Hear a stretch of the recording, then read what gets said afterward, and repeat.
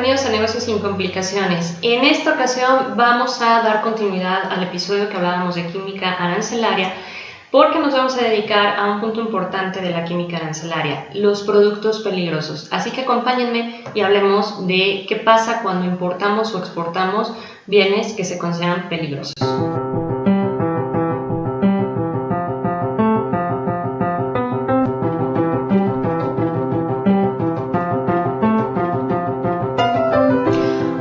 Bienvenidos a Negocios sin Complicaciones. Mi nombre es Nadia Montes, especialista en comercio exterior y gestión empresarial.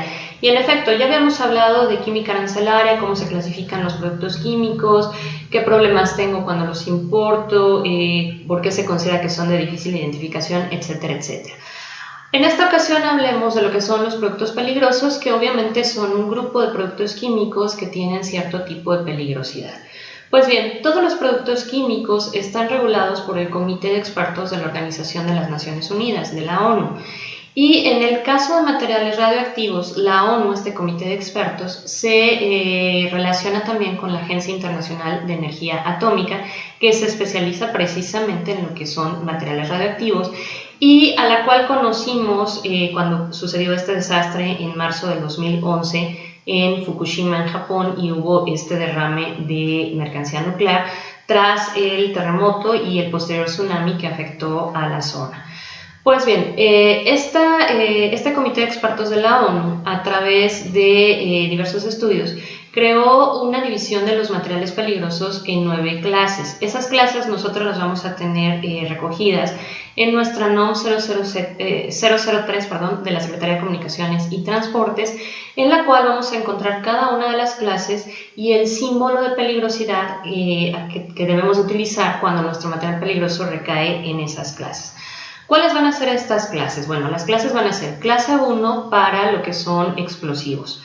Clase 2, lo que son gases, tanto tóxicos como inflamables, como no tóxicos no inflamables, porque recordemos que el gas se transporta en un tanque a presión, entonces aunque no sea ni tóxico ni inflamable, si alguien daña la válvula de ese tanque a presión, pues existe el peligro de que ese tanque se impacte contra un bien inmueble o en su caso, pues contra una persona y le provoque desde una lesión pequeña hasta la posible muerte. Hablamos también de clase 3, que son los líquidos inflamables, clase 4, que son los sólidos inflamables, clase 5, que son peróxidos orgánicos y sustancias comburentes, es decir, sustancias que oxidan. Luego hablamos también de la clase 6, que son las sustancias venenosas y las sustancias tóxicas. Clase 7, que son precisamente los materiales radioactivos. Clase 8, que son las sustancias corrosivas, todos los tipos de ácidos, por ejemplo el ácido de la batería de sus autos. Y cuando la mercancía peligrosa que estamos tratando de importar o exportar no cae dentro de una de estas 8 clases, existe la clase 9, que sería peligrosidad varia. Un ejemplo de una mercancía que puede caer en esta clase sería, por ejemplo, el material magnetizado. La gente común y corriente ve un imán y pues no le tomamos mucha importancia, pero hablemos de 2 situaciones específicas. Supongamos que tienes un marcapaso y eres una persona que estás en un almacén cargando y descargando cajas y cargas una caja llena de magnetos. Obviamente eso inmediatamente va a despolarizar tu marcapasos y pues obviamente te va a provocar un infarto. De ahí la peligrosidad de este material. La otra situación sería en el transporte aéreo o marítimo. Tú no puedes transportar material magnetizado cerca de las brújulas o los instrumentos de navegación porque obviamente no vas a llegar a destino, entonces he ahí la peligrosidad. Por eso es que cuando no se tiene una peligrosidad específica se manda a lo que es clase 9, ¿ok? ¿Cómo saber si aquello que yo estoy importando o exportando? Porque esa es una pregunta pues muy importante, ¿no? ¿Cómo sé si lo que estoy importando o exportando es o no es peligroso? Pues bien, lo primero que tendremos que hacer es precisamente esta clasificación arancelaria para obtener la fracción arancelaria. Y después nos tenemos que remitir a la NOM 002 de la Secretaría de Comunicaciones y Transportes. Esta NOM contiene el listado de las sustancias peligrosas más comúnmente transportadas en México. Entonces, si es de los químicos que ya se tiene una peligrosidad bien definida, lo más probable es que yo lo encuentre en mi NOM 002. Y es muy importante esta NOM por la siguiente situación. A veces la mercancía peligrosa está sujeta a un tope de cantidad, es decir, yo no puedo transportar más de ese límite porque estaría prohibida su importación o su exportación, incluyendo obviamente su transportación, su distribución, su venta, su comercialización. Entonces, esta NOM, aparte de permitirme identificar en qué clase o clases, porque podemos tener una sustancia que caiga en distintas clases de peligrosidad, esta NOM me va a permitir identificar eso. ¿Cuál es el riesgo primario de esa sustancia que yo estoy transportando, importando o exportando? ¿Y cuáles son los riesgos secundarios? Y me va a indicar si está sujeta a un tope de cantidad. O en su caso, si está totalmente prohibida en México, ¿sí? Un ejemplo de esto pues sería obviamente la heroína, la marihuana, el opio, etcétera, etcétera, todo lo que son las drogas. Si ustedes se van a la fracción arancelaria, ya desde la LIGIE les sale la palabra prohibida, o sea, no puedes importar, no puedes exportar, no puedes hacer nada. Son sustancias peligrosas y además en México están prohibidas. Entonces, por eso es muy importante verificar tanto la LIGIE como la NOM 002 que les comento, ya que ahí nos va a permitir identificar si está permitido o está prohibido para su importación esa sustancia. ¿Qué va a pasar con el manejo aduanero de la mercancía? Pues bueno, primer punto, nuestro envase y embalaje tiene que estar debidamente señalizado, es decir, se tienen que manejar estos símbolos que precisamente les digo vamos a encontrar en la NOM 003 de la Secretaría de Comunicaciones y Transportes.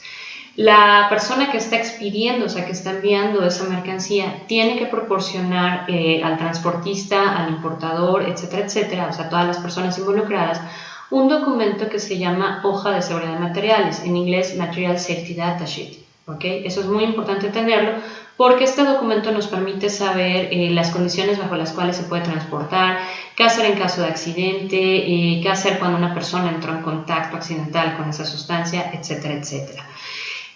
También es muy importante, no vas a poder importar o exportar estas mercancías por cualquier aduana. Hay aduanas específicas para el manejo de materiales peligrosos. ¿Por qué? Porque los materiales peligrosos requieren de cierto confinamiento, es decir, un almacenaje dentro del recinto fiscal muy especializado y con gente especializada para saber qué hacer en caso de un desastre. Cuando no se cuenta con estos recursos, pues nos enfrentamos a lo que le sucedió hace poco en China, en el puerto de Tianjin, en donde la gente que estaba tratando de combatir un incendio, al momento de combatir el incendio no se dio cuenta que había sustancias que reaccionaban con el agua y se ocasionó una explosión masiva. Entonces, por eso es muy importante que la aduana donde se vaya a importar o exportar esta mercancía esté debidamente preparada para el manejo de materiales peligrosos. Y también muy importante, la mercancía peligrosa no solo requiere, en el caso de importación, de un padrón general de importadores, sino que también se va a requerir de un padrón sectorial. Por lo tanto, no basta con que estés inscrito en el padrón general, tendrás que tener el padrón sectorial correspondiente para que puedas importar esa mercancía. De esa manera, pues evita que también la mercancía peligrosa esté en manos de personas que no saben cómo manejarla. Y finalmente, otra de las condiciones especiales que debemos de observar cuando estamos manejando sustancias o materiales peligrosos es que, pues obviamente, el material va a estar sujeto a regulaciones no arancelarias diversas ante distintas dependencias. Por ejemplo, si yo voy a traer armas de fuego, explosivos, armas blancas y todo, debo de tener permiso de la Sedena. De lo contrario, no podré importar esta mercancía. Entonces, es muy importante cuando se está planeando la importación o la exportación de alguna sustancia peligrosa, asesorarse muy bien con su agente aduanal, obviamente también con los que nos dedicamos a la consultoría en comercio exterior, y contratar a un freight forwarder que sí tenga permiso para manejo de mercancías peligrosas, porque ese es el otro punto importante. No todos los transportistas tienen autorización para el manejo de mercancía peligrosa. Se requiere un permiso especial ante la Secretaría de Comunicaciones y Transporte para el traslado a través de cualquier medio de transporte en territorio nacional de mercancía peligrosa. Entonces sí debes asegurarte que el freight forwarder que estás contratando tenga experiencia suficiente en el manejo de mercancía peligrosa dentro de la clase de peligrosidad en la cual se encuentra tu mercancía. Y pues sin más, esto es todo en materia de mercancía peligrosa. Aquí les dejo al final del video el video de química arancelaria por si aún no lo han visto. Y pues espero que con eso complementen la información que estamos trabajando en este episodio. Y sin más, pues les deseo un excelente jueves, espero que tengan una excelente mañana, tarde o noche, y recuerden, por favor, si este canal y esta información les ha servido, regálanos un like, déjanos tus comentarios y por favor no se te olvide suscribirte al canal si aún no lo has hecho. Muchas gracias a todos y nos vemos la próxima semana.